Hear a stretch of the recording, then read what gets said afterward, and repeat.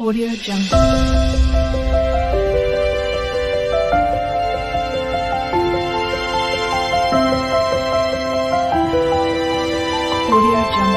Hello बच्चों, कैसे हो आप लोग। आइए आज हम लोग बात करते हैं सिरिंज के बारे में कि सिरिंज किसे कहते हैं, यह कितने प्रकार का होता है और इसमें कौन कौन से पार्ट्स होते हैं। अक्सर करके बच्चे कंफ्यूजन में रहते हैं कि सिरिंज और इंजेक्शन में अंतर क्या है। देखिए बेटा, ये जो दवा है इसे हम इंजेक्शन कहेंगे और ये जो प्लास्टिक का बना हुआ हमारे हाथ में है इसे हम सिरिंज कहते हैं। अक्सर करके बच्चे इस सिरिंज को ही इंजेक्शन समझ बैठते हैं। मैं बता दूं बेटा, सिरिंज अलग चीज है जिससे हम इस दवा को शरीर में एंटर कराते हैं और ये जो दवा है इसे हम इंजेक्शन कहते हैं। आपने सुना होगा कि आपके आस पड़ोस में कोई पेशेंट ऐसा है जिसको प्रतिदिन 1500 रुपए का इंजेक्शन लग रहा है। तो 1500 रुपए का क्या ये सिरिंज आएगा क्या? नहीं, इस दवा के बारे में बात की जा रही है। चलिए अब बात कर लेते हैं कि सिरिंज जो होता है वो कितने टाइप का होता है। तो सिरिंज में जितनी दवा आ सकती है उसके अनुसार सिरिंज कई प्रकार के होते हैं।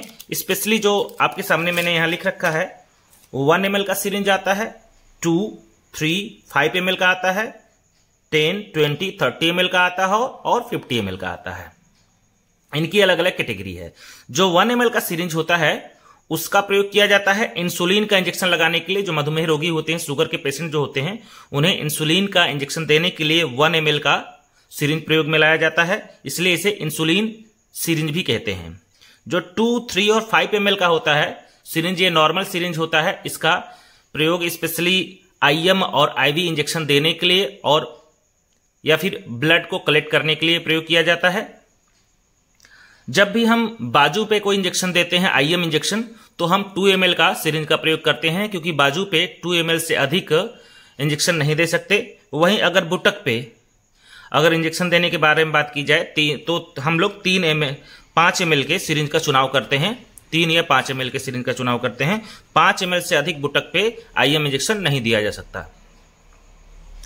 10, 20 और 30 ml के जो इंजेक्शन होते हैं इनका स्पेशल केसों में स्पेशल प्रोसीजर को परफॉर्म करने के लिए प्रयोग किया जाता है। जैसे किसी पेशेंट के फेफड़े में यदि पानी भर गया हो, उसके पानी को निकालने के लिए हम इन सारे सिरिंज का प्रयोग कर सकते हैं। जबकि 50 ml का जो सिरिंज होता है इसका प्रयोग NICU में एडमिट बच्चों को दूध पिलाने के लिए यानी फीडिंग कराने के लिए प्रयोग में लाया जाता है।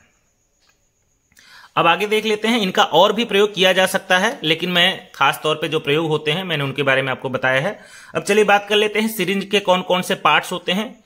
चाहे किसी भी ml का, कितना भी ml का सिरिंज हो, उसके खास ये जो सामने आपको दिखाई दे रहे हैं इतने ही पार्ट्स होते हैं उसमें।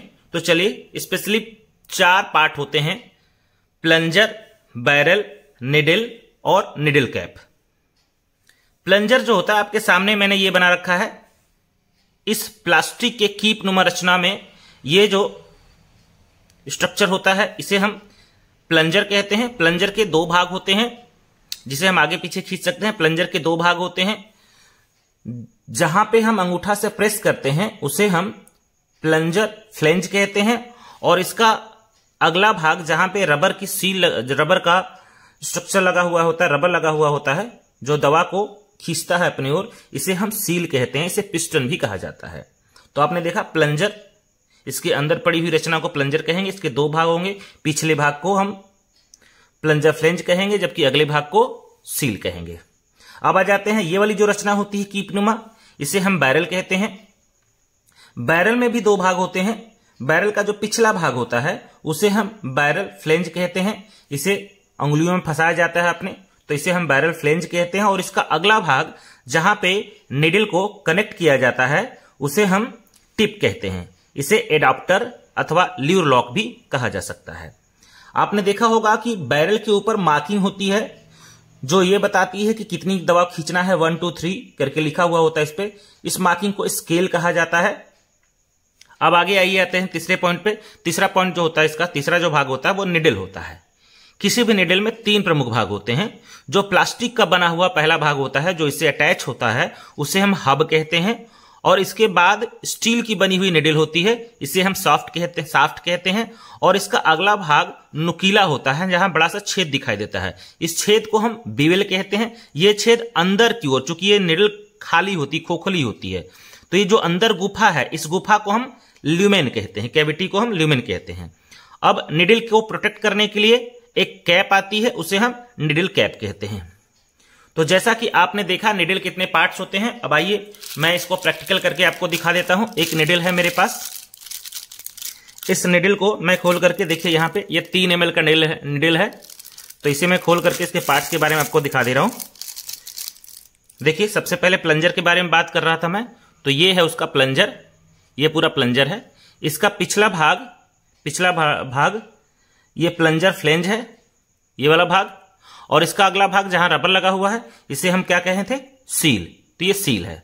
अब इसके 2 पार्ट हो जाने के बाद ये दूसरा भाग देखते हैं, इसे बैरल कहते हैं, इस मोटी पाइप को बैरल कहते हैं। इस बैरल का जो पिछला भाग होगा ये वाला जो हम यहां से पकड़ सकते हैं, इसे बैरल फ्लेंज कहते हैं, और इसका अगला भाग जहां से निडल कनेक्ट है इसे हम टिप कहेंगे, टिप एडॉप्टर या फिर लीव लॉक भी इसे कह सकते हैं। इसके ऊपर जो मार्किंग होती है जिसके अनुसार हमें दवा इसमें भरना होता है, उस मार्किंग को स्केल कहते हैं कि कितने ml तक हमें दवा लेना है।